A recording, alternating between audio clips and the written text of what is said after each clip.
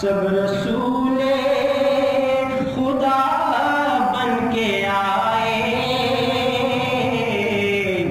سب رسول خدا بن کے آئے،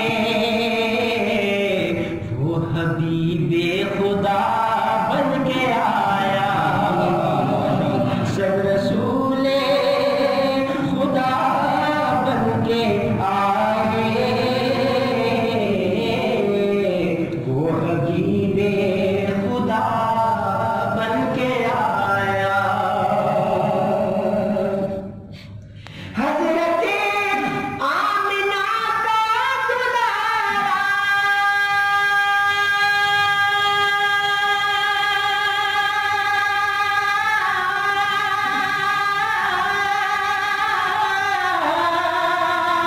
وہ حلیمہ کی آنکھوں کا تارا، حلیمہ کی آنکھوں کا تارا، وہ شکستہ دلوں کا سہارا، وہ شکستہ دلوں کا سہارا، بے قصوں کی دعا بن کے آیا، وہ شکستہ دلوں کا سہارا، بے قصوں کی دعا بن کے آیا۔ بادشاہ نے کی ہے غلامی،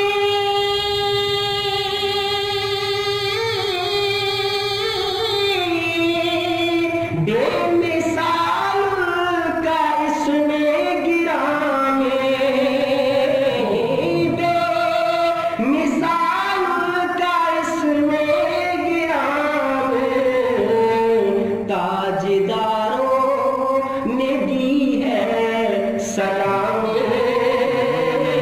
تاجداروں نے دی ہے سلامی، مصطفیٰ مجتبیٰ بن کے آیا، تاجداروں نے دی ہے سلامی، مصطفیٰ مجتبیٰ بن کے آیا۔ دست قدرت نے ایسا سجایا،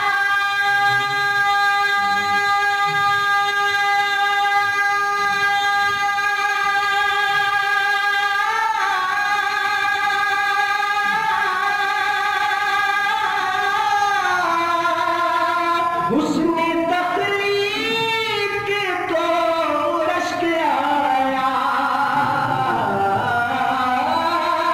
حسن تخلیق کو رشک آیا، جس کا پایا کسی نے نہ پایا، جس کا پایا کسی نے نہ پایا، وہ خدا کی رضا بن کے آیا، جس کا پایا کسی نے نہ پایا،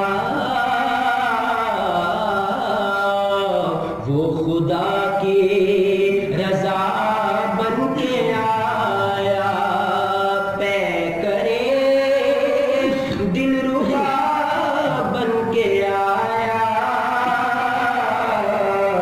روح ارض و سما بن کے آیا، سب رسول خدا بن کے آئے، وہ حبیب خدا بن کے آیا۔ نحمده ونصلي على رسوله الكريم، أما بعد فأعوذ بالله من الشيطان الرجيم بسم الله الرحمن الرحيم فيه رجال يحبون أن يتطهروا والله يحب المطهرين صدق اللہ العظیم. دوستو، جیسا کہ آپ جانتے ہیں ہماری گفتگو عہد نبوی میں مسجد نبوی کے نظارے اس موضوع پر چل رہی ہیں. تو عہد نبوی میں جو حضور صلی اللہ علیہ وسلم کی مسجد تھی وہ مسجد تو بڑی سادہ تھی،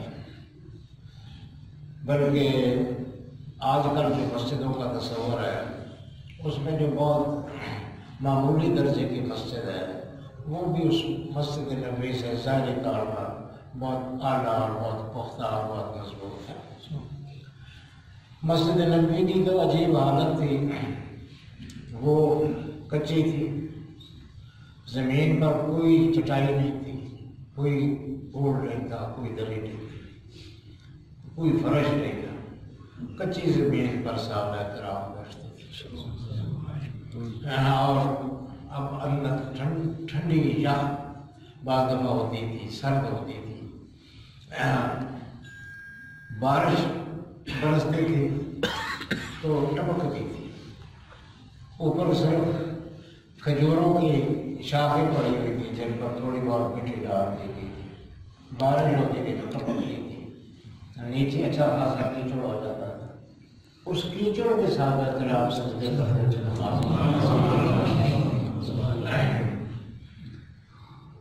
کوئی اور سہولت نہیں تھی، کوئی وضو کی جگہ نہیں تھی، لوگ گھروں سے وضو کر کے آتے تھے، کوئی وضو خانہ نہیں تھا، کوئی بیٹھنے کی جگہ نہیں تھی، کوئی پنکھا نہیں تھا، کوئی بجلی نہیں تھی، کوئی روشنی نہیں تھی. اندھیرے کمل اندھیرے میں شام کی نماز پڑھتے تھے.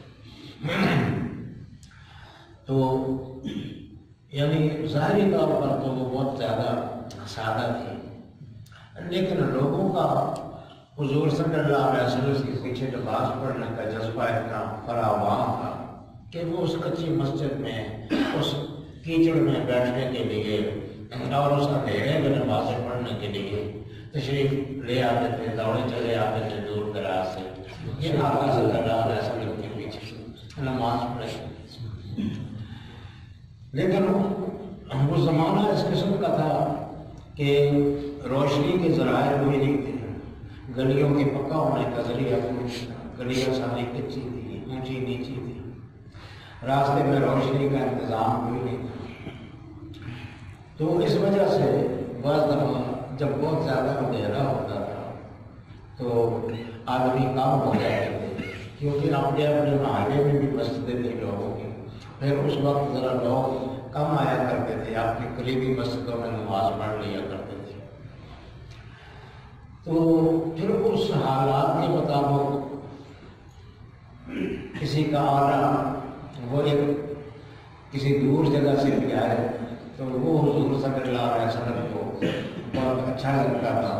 اس کی دل میں قدر ہوتی تھی کہ دیکھو ایسا دے رہے تھے اور راستے میں کوئی شہر بھی نہیں ہے، روشنی بھی نہیں ہے، ٹھوکرے لگنے کا خطرہ ہے نہ گرنے کا خطرہ ہے نہ اس میں بھی کوئی آدمی چلا آیا ہے. تو پھر ان لوگوں پر نظر عنایت بھی اس طرح سے ہوتی رہتی تھی. ایک دفعہ حضرت ابو سعید خدری رضی اللہ عنہ بیان فرماتے ہیں کہ ایک دفعہ حضور صلی اللہ علیہ وسلم رات کو عشاء کی نماز کے لیے تشریف لائے. سخت اندھیرا تھا، بارش کا سبات تھا، کوئی خاص آدمی مسجد میں نہیں تھا. تو اچانک بجلی چمکی تو حضور صلی اللہ علیہ وسلم نے دیکھا کہ حضرت کا دادا جو ہے وہ آ رہے ہیں. تو وہ سخت اندھیرے میں دور سے آتا حضور صلی اللہ علیہ وسلم حیرت ہوئے، حیرت زدہ ہوئے. فرمایا کہ دادا تو وہ کہا یا رسول اللہ میں کہا کس طرح آئے ہو؟ کہا یا رسول اللہ سر میں دیکھا تھا تاریخی تھی تو میرا خیال یہ تھا کہ آج لوگ کم آئیں گے تو میں چلا آیا کہ چلو کچھ نہ کچھ تو ہم میری وجہ سے وہاں گجراؤں کو مارے اس لیے یا رسول اللہ آپ کے ساتھ نماز پڑھنے کے لیے میں چلا آیا. فرمایا سب صحیح ہے، نماز پڑھو اور نماز پڑھنے کے بعد مجھے مل کر جانا. انہوں نے نماز پڑھی حضور صلی اللہ علیہ وسلم کے ساتھ. حضور صلی اللہ علیہ وسلم کے بعد میں نوافل وغیرہ پڑھتے رہے، وہ بھی پڑھتے رہے. جب حضور نماز سے فارغ ہوئے تو وہ حاضر خدمت ہوئی تو حضور صلی اللہ علیہ وسلم نے ان کو کھجور کی ایک ٹہنی دی. فرمایا اندھیرا ہے، راستے میں کچھ نظر نہیں آتا ہے، تو یہ کھجور کی ٹہنی لے جا، یہ تیرے لیے راستے میں روشنی کرے گی. 10 ہاتھ آگے، 10 ہاتھ دائیں، 10 ہاتھ بائیں اور 10 ہاتھ پیچھے، تو سارا علاقہ روشن ہے. 10 ہاتھ سے مراد 1.5 فٹ ہوتا ہے، ایک ہاتھ میں 1.5 فٹ ہوتا ہے، تو 10 ہاتھ سے مراد 15 فٹ. یعنی یہ تو لے گا تو ساتھ یہ 15 فٹ روشنی حاصل بھی کرے گی، دائیں بھی کرے گی، بائیں بھی کرے گی، پیچھے بھی کرے گی. کوئی الیکٹرک نہیں ہے، کوئی بجلی کا نظام نہیں ہے، لیکن حضور صلی اللہ علیہ وسلم نے وہ لاٹھی اور دی. جب تک وہ حضور کے پاس ویسے ہی روشن نہیں تھی، لیکن جب وہ لے کر اس کو چلے وہ روشن ہو. تو وہ فرماتے ہیں کہ میں جس طرح حضور نے فرمایا تھا اسی طرح اس کی روشنی میں مزے سے چلا آیا. اور پھر میں جب گھر پہنچا تو میں نے اس لاٹھی کو رکھا تو وہ لاٹھی بجھ گئی روشنی کا. اس کو اتنی ہی چارجنگ ہوئی تھی پیچھے سے، اتنا ہی اس میں بجلی کا سسٹم جو ہے ارادہ یہ ہوا تھا حضرت آپ صلی اللہ علیہ وسلم کا کہ یہ اتنی دیر تک روشن رہے جب تک حضرت تقاضا گھر نہیں پہنچ جائے. گھر پہنچے تو روشنی بھی ختم ہو گئی. تو اس طرح کے نظارے بھی مسجد نبوی نے بہت دیکھے ہیں. یہ روشنیوں کی انواع و اقسام ہیں، کئی طرح سے روشنی ہوتی ہے اور روشنیاں بعض بہت حیران کن ہیں، جس طرح لاٹھی کا روشن ہو جانا، یہ ایک حیرت انگیز چیز ہے. حضور صلی اللہ علیہ وسلم کہ وہ جو اللہ پاک نے کمالات عطا کیے تھے وہ یہ کہ وہ نہ صرف یہ کہ وہ خود نور تھے بلکہ کسی دوسری چیز پر توجہ کرتے تھے تو وہ بھی نورانی. سبحان اللہ، نعرہ تکبیر، نعرہ رسالت. ہما نور ہا پر طبع نور اوست، سارے نور جو ہے ان کے نور کا پردہ ہو رہا ہے اور ان سے نور کا عکس ہے. وہ جہاں بھی ارادہ فرمائیں اور جس طرح بھی ارادہ فرمائیں وہ چیز روشن ہو جاتی تھی، منور ہو جاتی تھی جس چیز کا ارادہ فرمائیں. حضرت طفیل بن عمرو دوسی حضور صلی اللہ علیہ وسلم کے پاس ایمان لائے تو پھر وہ واپس جا رہے تھے اپنی قبیلے کی طرف. تو فرمایا کہ اب تو جا اور اپنے علاقے کے لوگوں کو تبلیغ کر. کہا یا رسول اللہ کوئی نشانی ہونی چاہیے، لوگ کیسے مجھے مانیں گے کہ میں حضور صلی اللہ علیہ وسلم کی طرف سے آیا ہوں اور ان کا نمائندہ ہوں. کہاں لوگ مانتے ہیں؟ وہ لوگ پھر بھی کافر مشرک لوگ، تو کہاں میری کوئی بات مانے گا؟ کوئی یا رسول اللہ نشانی عطا فرمائے. فرمایا اچھا جا اللہ پاک تجھے نشانی دے. وہ چلے گئے تو وہ آگے جب وہ اپنے علاقے میں پہنچے اور اپنے گاؤں کے قریب پہنچے تو اچانک ان کی پیشانی روشن ہوئی، پیشانی چمکنے لگ گئی. یہ بڑی عجیب بات، لیکن انہوں نے دعا کی کہ باری تعالیٰ یہ تماشا پڑھ کے سب ہے ماتھا چمک یہ تو مسئلہ بڑھ جائے گا میرے لیے. لوگ کہیں گے یہ عجیب تماشا دیکھو، پیشانی چمک رہی ہے اور باقی اسی طرح ہے، تو یہ تو باری تعالیٰ میرے لیے مسئلہ بنے گا. کچھ اس طرح مہربانی فرما کہ یہ روشنی کسی اور جگہ منتقل فرما. تو وہ روشنی اللہ پاک نے ان کی لاٹھی میں منتقل فرما. وہ ان کی لاٹھی روشن ہو گئی، وہ روشن رہتی تھی، مستقل روشن رہتی تھی. وہ یہ مستقل نشانی تھی کہ یہ حضور صلی اللہ علیہ وسلم کے نمائندے ہیں، آپ تشریف لائے. بہرحال اس نظارے کا تعلق مسجد نبوی سے تو نہیں ہے. ویسے میں نے کہا کہ لاٹیاں روشن کر دینا جب کوئی اور جیسا ایسا روشن کر دینا حضور صلی اللہ علیہ وسلم کی کمالات میں سے یہ کلمہ کمال ہے. حضور کو اللہ پاک نے جو معجزات عطا کیے تھے ان میں یہ بھی شہر ہے. تو مسجد نبوی کا جہاں تک تعلق ہے اس میں ایسے مسائل روز پیش آتے رہتے ہیں. لوگ روز سے نظارے دیکھتے تھے اور ان کا ایمان تازہ ہوتا ہے. اگر آپ حسنین کے ساتھ بہت زیادہ محبت ایک صحابی کہتی ہے کہ ایک دفعہ ہم نماز میں تھے تو حضور صلی اللہ علیہ وسلم سجدے میں گئے تو لمبی جگہ بہت طویل ہو گیا سجدہ. اتنا سجدہ طویل ہو گیا کہ ہم نے سمجھا کہ شاید حضور صلی اللہ علیہ وسلم کی روح مبارک ان کے جسم میں نہیں گئی. اتنا طویل ہو گیا تو وہ صحابی کہتے ہیں کہ میں نے سر اٹھا کے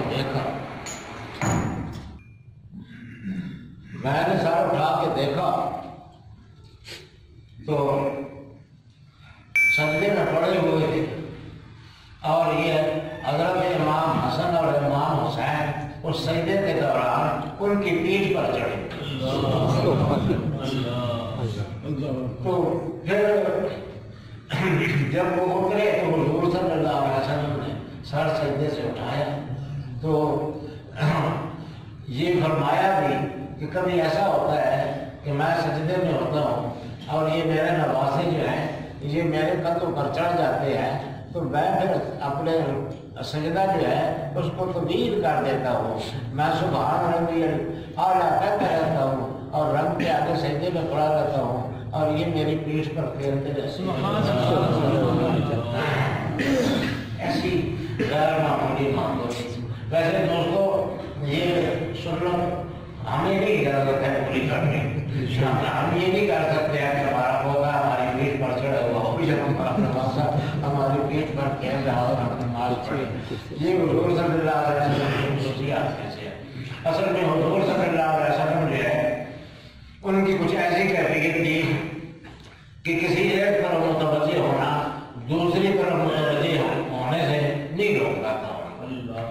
یعنی ان کی توجہ بشر وقت کئی طرف ہوتی تھی اور پوری طرح ہوتی تھی. ہم نہیں کر سکتے ہیں, کوئی بھی نہیں کر سکتا ہے. ہر آدمی کی توجہ جب ایک طرف سے ہٹے گی تو تب دوسری طرف متوجہ ہو سکے گا, ورنہ ایک وقت کئی چیزوں کی طرف متوجہ رہنا عملاً ممکن نہیں ہے. حضور صلی اللہ علیہ وسلم میں ممکن تھا, جس طرح میں نے کل بھی بیان کیا کہ نماز پڑھ رہے ہوتے تھے اور پیچھے لوگ تھے, میں نے پیچھے جمعہ کو بیان کیا تھا تو پیچھے بے شمار لوگ ہوتے تھے تو حضور فرماتے ہیں کہ فَوَاللَّهِ إِنِّي لَأَرَىٰ رُكُوعَكُمْ وَسُجُودَكُمْ وَخُشُوعَكُمْ. اللہ کی ادرانا قبلتی آونا, کیا تم سمجھتے ہو کہ میں صرف سامنے کی طرف دیکھتا ہوں؟ ایسا نہیں ہے. میں جب نماز پڑھ رہا ہوتا ہوں تو میں آگے بھی دیکھ رہا ہوتا ہوں پیچھے بھی دیکھ رہا ہوں. فَوَاللَّهِ إِنِّي لَأَرَاكُمْ مِنْ خَلْفِي كَمَا أَرَاكُمْ مِنْ أَمَامِي. اللہ کی قسم میں جس طرح سامنے دیکھ رہا ہوتا ہوں اسی طرح پیچھے بھی دیکھ رہا ہوتا ہوں اور میں تمہارا رکوع بھی دیکھتا ہوں, سجدے بھی دیکھتا ہوں, تمہارا خضوع بھی دیکھتا ہوں. اب پیچھے مثلا 1000 آدمی کھڑا ہے تو 1000 آدمی کے رکوع کو بھی آپ دیکھ رہے ہیں, سجدے کو بھی دیکھ رہے ہیں. ان کی عاجزی کی جو کیفیت ہے اس سے بھی آگاہ ہے اور اللہ کی طرف توجہ نہیں کرتا ہے. سبحان اللہ, سبحان اللہ. اس لیے حضور صلی اللہ علیہ وسلم پر ہر چیز کے ہم اپنے آپ کو قیاس نہیں کر سکتے ہیں. یہ حضور صلی اللہ علیہ وسلم کی خاصیت ہے. ان کے نواسے ان کی پیٹھ پر کھیلتے رہے یا وہ ان کو اٹھائے رہے, مگر اللہ کی طرف توجہ اور تعلق اس میں فرق نہیں واقع ہوتا ہے. تو ہمارا بہت زیادہ محبت تھی ایسے, تو ان کو بھی عادت پڑی ہوئی تھی. یہ اکثر نانا جان کے ساتھ اس طرح کرتے رہتے تھے.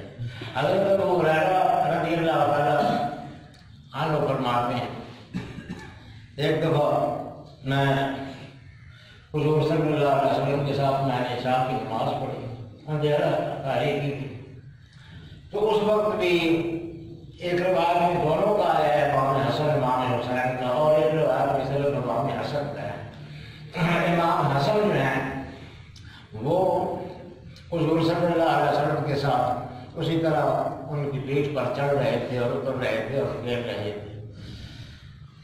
پھر حضور صلی اللہ علیہ وسلم فارغ ہوئے تو ان کو اپنی گود میں بٹھایا، ان کے ساتھ لاڈ کرنے لگے۔ تو پھر وہ ان کا خیال ہوا، بس یہاں سے طبیعت جب چال ہو گئی تو حضرت امام حسن نے کہا کہ یا رسول اللہ میں جاؤں گھر کو جاؤں، امی کے پاس جاؤں؟ تو اس وقت بہت زیادہ اندھیرا تھا۔ فرمایا ہاں جاؤ۔ وہ جانے لگے تو مجھے خیال آیا کہ اندھیرا ہے، یہ بچہ اکیلا جائے گا، راستے میں کہیں گر نہ پڑے۔ میں نے کہا یا رسول اللہ میں بھی ساتھ چلا جاؤں؟ فرمایا نہیں، تو ادھر ہی بیٹھ۔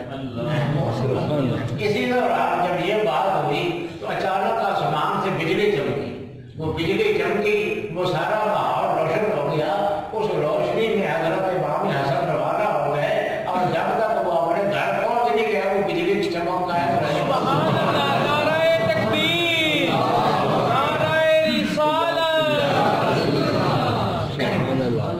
بجلی کا چمک جانا تو اتنی حیران کن بات نہیں ہے، بجلی چمکتی رہتی ہے، لیکن چمک کا قائم رہنا یہ ٹھیک بات ہے۔ بجلی چمکتی ہے تو بس اسی طرح ختم بھی ہو جاتی ہے، لیکن وہ ان کے لیے چمکی تھی، ان کو گھر پہنچانے کے لیے، اس لیے اس وقت تک چمکتی رہی، روشنی اس کی برقرار رہی جب تک وہ اپنے گھر میں پہنچ گیا۔ تو اس طرح مسجد نبوی میں اس طرح کے نظارے لوگ دیکھتے تھے۔ حضور صلی اللہ علیہ وسلم کی قسم قسم کی معجزات کا مشاہدہ کرتے تھے، حضور صلی اللہ علیہ وسلم کی تعلیمات کا مشاہدہ کرتے تھے، آپ کی بشارتیں سنتے تھے۔ آپ سے صحابہ کرام مسجد میں بیٹھے ہوئے تھے، حضور صلی اللہ علیہ وسلم تشریف لائے تو صحابہ کرام قرآن شریف سن رہے تھے، ایک قاری سے قرآن شریف سنا رہے تھے، اور وہ سخت سردی کا موسم بھی تھا، اور صحابہ کرام جو ہے ان کے پاس کوئی مناسب کپڑا بھی نہیں تھا۔ وہ کہتے ہیں کہ ہم اپنے پردے میں رہنے کے لیے ایک دوسرے سے جوڑ کر بیٹھے ہوئے تھے، یعنی ویسے جسم کا اکثر حصہ جو ہے وہ نظر آتا تھا، سوائے ان حصوں کے جن کا ڈکلا واجب ہے، باقی کپڑے ناکافی تھے، اس لیے ہم ایک دوسرے سے جوڑ کر بیٹھے ہوئے تھے۔ حضور صلی اللہ علیہ وسلم تشریف لے آئے، فرمایا کیا کر رہے ہو؟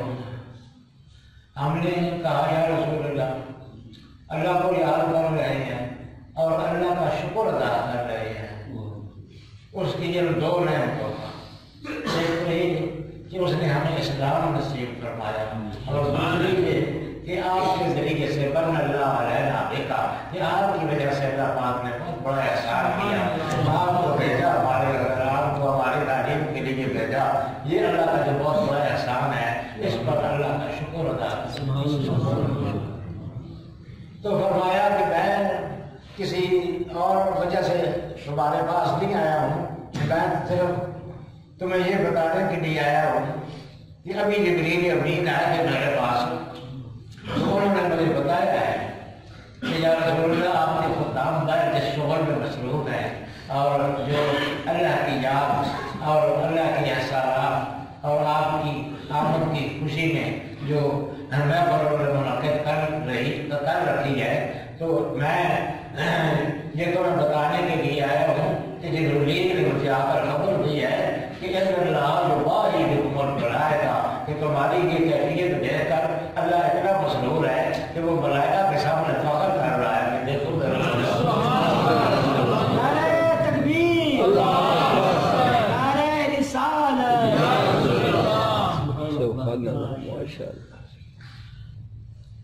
اس مسجد نبوی میں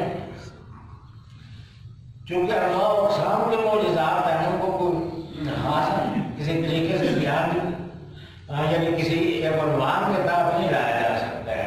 کوئی آپ کی تقریریں ہیں، کوئی آپ کی گفتگو ہے، کوئی آپ کی بادشاہت ہے لوگوں پر.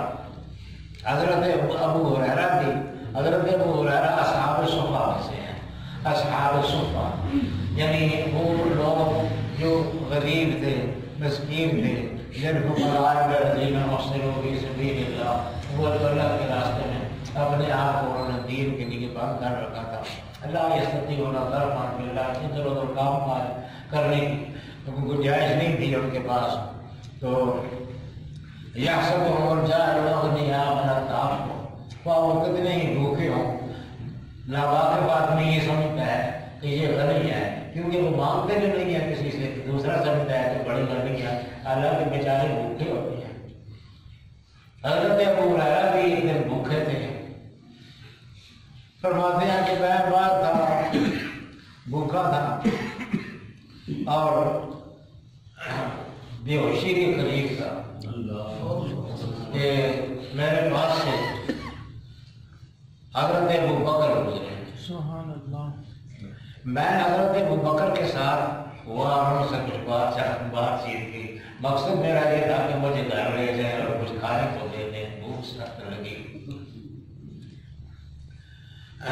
لیکن صدیق اکبر نے وہ خاص لفٹ نہ کرائی، وہ چلے گئے گھر کو. میں پھر انتظار میں بیٹھ گیا کوئی اور اللہ کا بندہ آئے، شاید کسی پورے سے آج انتظار کر رہے بھائی.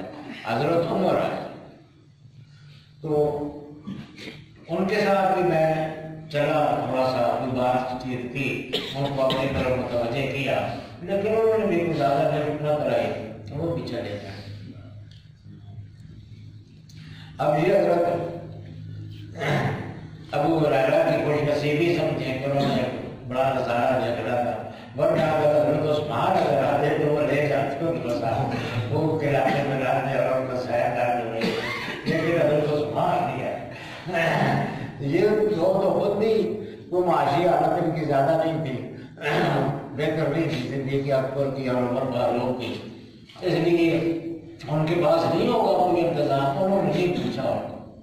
کہتے ہیں میں مایوس ہی تھا کہ حضور صلی اللہ علیہ وسلم تو میں ان کے ساتھ ہو لیا.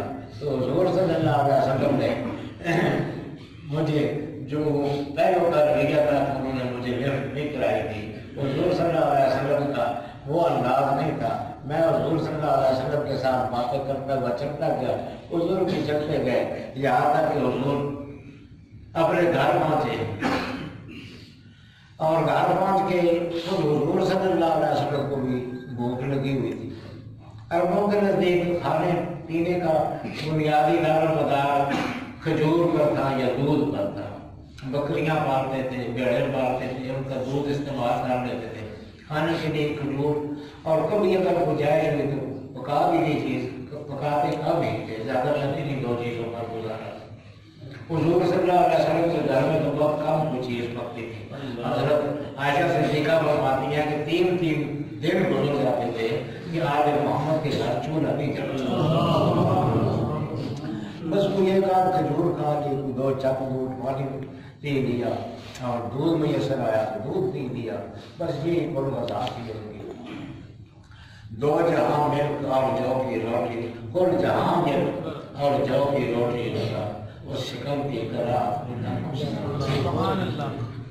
کل جہاں کے مالک ہے اور جو کی روٹی غذا ہے ان کی. اگر روٹی میسر آئے تو تب بھی جو کی روٹی نہ ہوا تو دودھ پی لیا، کھجور کھا لی. بس یہی پڑھو ان کا خرد و لاش کا نظام. بارہ حضور صلی اللہ علیہ وسلم گھر تشریف لائے. گھر والوں سے پوچھا کہ کھانے کو کچھ ہے؟ کہا یا رسول اللہ دودھ آیا ہے. حضور صلی اللہ علیہ وسلم دودھ دے کر پڑا ہوا تو مجھے بلایا اور کہا کہ یہ لے جا اور یہ اصحاب صفہ کو ملا. میں نے کہا کھانا میں بنا دیا اصحاب صفہ کے بلا تھوڑا جا تو اصحاب صفہ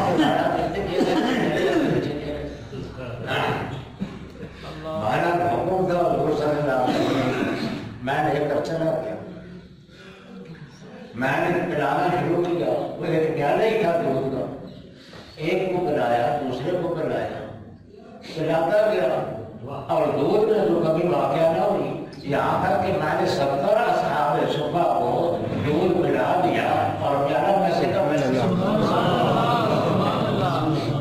میں اس کو لے کے واپس آیا تو حضور صلی اللہ علیہ وسلم نے فرمایا پلا دیا سب کو. میں نے کہا یا رسول اللہ پلا دیا.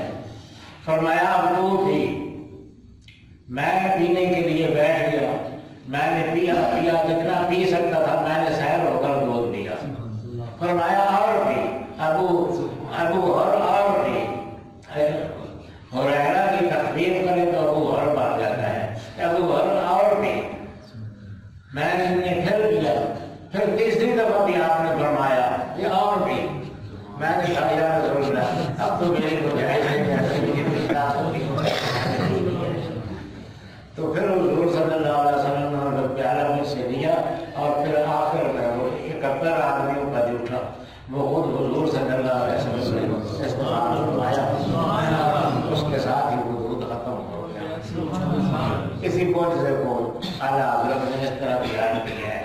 کیوں جناب یہ ابو ہریرہ تھا وہ ایسا جانشین جس سے 70 صاحبوں کا دودھ سے منہ بھر گیا. سبحان اللہ. یعنی 70 صاحبوں کا دودھ سے منہ بھر گیا. مزید ان کی پینے کی گنجائش نہ رہی. اور ایک ہی جام اشیر کا جناب ابو ہریرہ کیسا تھا. بڑی لاڈ کے ساتھ حضرت ابو ہریرہ سے پوچھا ہے, بڑے پیار سے پوچھا ہے کہ کیوں جی آپ کو پتا ہوگا وہ کس طرح کا جام شیر تھا. ایک ہی پیالہ تھا اور 70 صاحبوں کا دودھ سے منہ بھر گیا. اچھا یہ تو دودھ کا معاملہ ہے. اب کیونکہ حضرت ابو ہریرہ رہتے ہی ادھر تھے اس لیے ان کو ایسے نظارے دیکھنے کا بہت موقع ملتا ہے. ایک دفعہ اور ان کے ساتھ ایسے ہی معاملہ. اس دفعہ بھی لوگ کے ساتھ وہ بیدار تھے, بے قرار تھے, کھانے کو کچھ میسر نہیں تھا. تو وہ کہتے ہیں کہ میں نے کہا کہ مسجد نبوی میں جاتا ہوں, اصحاب صفا کہ ہاں شاید کچھ ہو. اصحاب صفا کا اس طرح تھا کہ لوگ آ کے وہ کھجور کا خوشہ چھوڑ جاتا تھا, ڈال دیتا تھا یا سکون کے ساتھ. تو وہ جس صحابی کو جتنی ضرورت ہوتی تھی کہ لوگ کھجوریں لے کر کھا لیتا تھا, تو وہاں جو ہے امکان ہوتا تھا. تو میں نے کہا کہ اصحاب صفا کے پاس جاتے ہیں. تو میں گیا ادھر خوشہ وغیرہ تو کوئی نہیں لٹک رہا تھا, لیکن حضور صلی اللہ علیہ وسلم جو ہے وہ اصحاب صفا میں کھانا تقسیم کر رہے ہیں. کیا لوگوں نے مزے اٹھائے اور کیا حضور صلی اللہ علیہ وسلم کی جانتے تھیں اور عنایتیں تھیں اور کرتے تھے. وہ فرماتے ہیں کہ حضور صلی اللہ علیہ وسلم کہ ایک بڑا تھال تھا, اس میں سریر ایک آئی تھی, چوری یا مطلب یہ پانی میں نہیں شوربے میں بھیگی ہوئی روٹی سریر کہلاتی. تو سریر تھی. تو حضور صلی اللہ علیہ وسلم جو آدمی تھے زیادہ, تو وہ معدود تھے, اس لیے حضور صلی اللہ علیہ وسلم نے اس طرح کیا کہ ان کے حصے بنائے. وہ جو شوربہ اور روٹی پلی ہوئی تھی اس کے حصے بنائے. مثلا 70 آدمی تھے, اس کے 70 حصے بنائے, ایسے لوگ میں بنائے. اور پھر سب کو کہا کہ ایک ایک کپڑا اٹھا لے. اس طرح حضور صلی اللہ علیہ وسلم لقمے بنا کے انہوں نے وہ تھال تیار کر رکھا تھا اور اصحاب صفا میں تقسیم کر رہے تھے. تو جب حضور صلی اللہ علیہ وسلم وہ حصے بنا رہے تھے اس وقت میں بھی کھنکارا تھی. حضور صلی اللہ علیہ وسلم کو اپنی طرف توجہ کرنے کی کوشش کی, مگر وہ حضور صلی اللہ علیہ وسلم نے خاص توجہ رکھا. چنانچہ حضور صلی اللہ علیہ وسلم نے وہ سب نے تقسیم کر دیا جس طرح سے ایک آدمی کا جو حصہ بنتا تھا دے دیا سب کو. تو جب سب کو کھلا چکے تھال خالی ہو گیا تو مجھے پوچھا کہ ابو ہریرہ تجھے بھی بھوک لگی ہے؟ میں نے کہا ہاں کچھ نہیں خیال آیا ہے میں نے کہا ہاں یا رسول اللہ لگی تو ہے مجھے کو. فرمایا آ بیٹھ میں تیرے لیے بھی کچھ کرتا ہوں. چنانچہ میں بیٹھ گیا اور حضور صلی اللہ علیہ وسلم نے اسی تھال کو پھر اپنی انگلی کے ساتھ اسی طرح رگڑ کے پھر اس کو صاف کیا اور وہ ادھر ادھر سے ذرے جمع کر آ کے ایک چھوٹا سا لقمہ تیار ہو گیا. فرمایا تیرے لیے بس یہ بچا ہے یہ کھا. میں کئی دن کا بھوکا تھا. میں اس طرح سے بچنے کو دیکھ کے بھی حیران ہو رہا تھا کہ چلو سب کو میں کھا کر سوں گا مگر یہ تو دلیل ہے کہ یہ کام بنا جائے گا ذرا سا تو ہے. بہرحال حضور صلی اللہ علیہ وسلم نے عطا فرمایا. میں نے لیا کھا لیا. وہ بالکل ذرا سا لقمہ تھا لیکن وہ کہتے ہیں اللہ کی قسم جو ہی میرے حلق سے وہ اترا میں اس طرح سیراب اور شاداب ہو گیا کہ جیسا میں مکمل طور پر کھانا کھا رہا ہوں. نعرہ تکبیر، نعرہ رسالت. تو اس طرح کے معاملات حضرت ابو ہریرہ کے ساتھ اکثر پیش آتے رہتے تھے چونکہ یہ مسجد نبوی سے ہوتے تھے اس لیے ان کے ساتھ بہت سارے ایسے واقعات پیش آئے. اب تو وقت نہیں ہے چلو میں آپ کو سنائیں گے. بہرحال مسجد نبوی کے ایسے بے شمار نظارے ہیں جو لوگوں نے اس دور میں دیکھے اور اپنے ایمان کو تازہ کیا. اللہ پاک ہمیں بھی اس مسجد نبوی کا دیدار نصیب فرمائے. وصلی اللہ علیہ سیدنا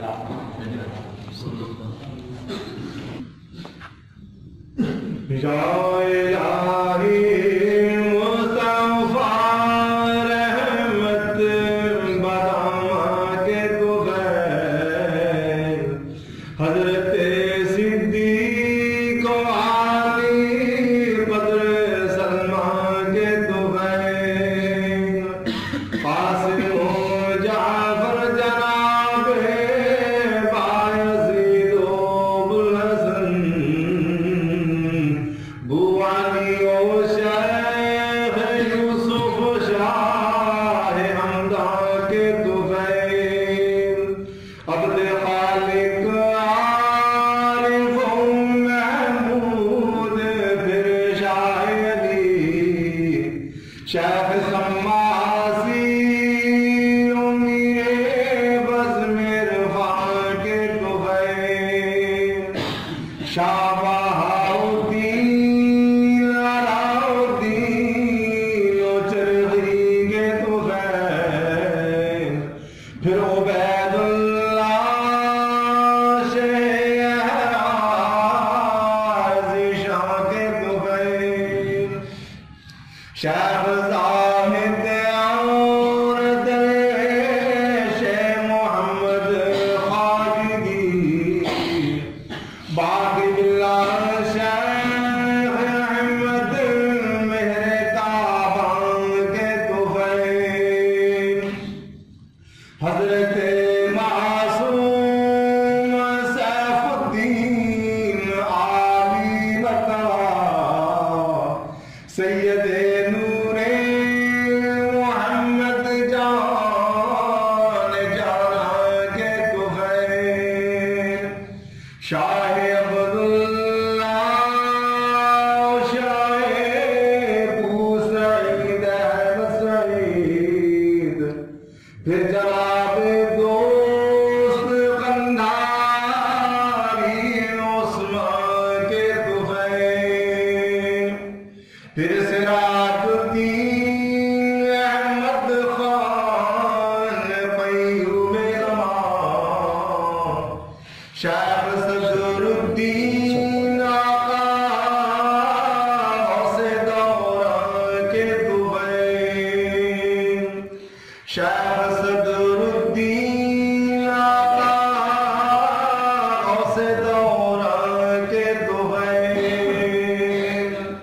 जाने दो आलम के मंजूर नजर सीरत निगार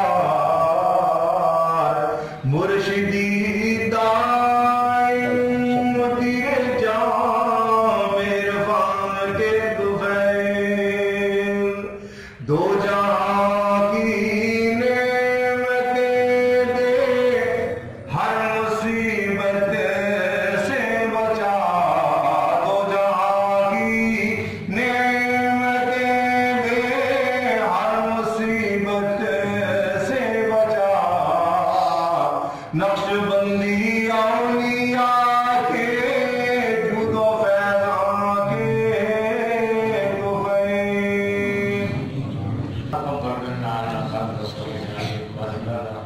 हमारी जो गुफ्तगू है सिलसिले में की है और जो सामईन ने सुनी है इन सबको हमारी तरफ से कबूल फरमा लीजिए। जो लोग इस महफिल में शिरकत के लिए और आका दो जहां सल्लल्लाहु अलैहि वसल्लम के कमालात सुनने के लिए और आपकी मस्जिद का तज़किरा सुनने के लिए हाजिर हुए हैं, बड़ी ताला उनको भी खुशियाँ नसीब फरमा दीजिए, उनको भी दो जहां की इज़्ज़त नसीब फरमा दीजिए, दोनों जहानों की शरीर और रसवाई से सबको महफूज फरमा दीजिए। बड़ी ताला सबके कुछ मसाइल होते हैं, परेशानियाँ होती हैं, कोई बीमारियाँ दुख होते हैं, कोई मुकदमे होते हैं, कोई कर्ज के मसाइल होते हैं, कोई बच्चों की शादियों के मसाइल, किस्म के मसाइल, बच्चों की तालीम के मसाइल, सर्विस के मसाइल, घरेलू इख्तिलाफात के मसाइल, जिसका जो भी मसला है वो हाल फरमा दीजिए, उनकी परेशानी दूर फरमा दीजिए, बीमारों को शिफा अता फरमा दीजिए, और सबके बच्चों को सेहत अता फरमा दीजिए, माँ बाप का खुदी बरकरार बना दीजिए। और हमारा ताल्लुक जो है बुनियादी तौर पर हुज़ूर सल्लल्लाहु अलैहि वसल्लम के शफ़क़त की इत्तिबा और अल्लाह पाक रब्बुल आलमीन आपकी याद से है। हमें या रब्बुल आलमीन अपनी याद भी नसीब फरमाइए, हमारे दिलों को रोशन फरमाइए। सिलसिला नक्शबंदिया में हम ज़िक्र की तालीम देते हैं, तुम्हारी ताला जितने भी सालिकीन हैं उन सब के दिलों को जारी फरमा दीजिए, ज़िक्र उनके दिलों में उतार दीजिए, ज़िक्र की रोशनी उनके दिलों में उतार दीजिए और उनके सीनों को अपनी याद से मुनव्वर फरमा दीजिए। हमें हुज़ूर सल्लल्लाहु अलैहि वसल्लम का सही गुलाम बना दीजिए, सही उम्मती बना दीजिए और आपके नक्शे कदम पर चलने की हमें तौफीक अता फरमाइए। सहाबा किराम और अहले बैत की मोहब्बत भी हमें नसीब फरमा दीजिए और इन सब की कदर हकीकत और एहतराम भी नसीब फरमा दीजिए। मशाइख के साथ वाबस्तगी है तो जिस सिलसिले का जो बंदा भी है उस सिलसिले की बरकत उसको नसीब फरमा दीजिए और मशाइख की तवज्जो उसकी तरफ मबज़ूल फरमा दीजिए और उन मशाइख की तवज्जो के सदके उसके सारे मसाइल हल फरमा दीजिए। रब्बना आतिना फिद दुनिया हसनतन व फिल आखिरति हसनतन व क़िना अज़ाबन्नार।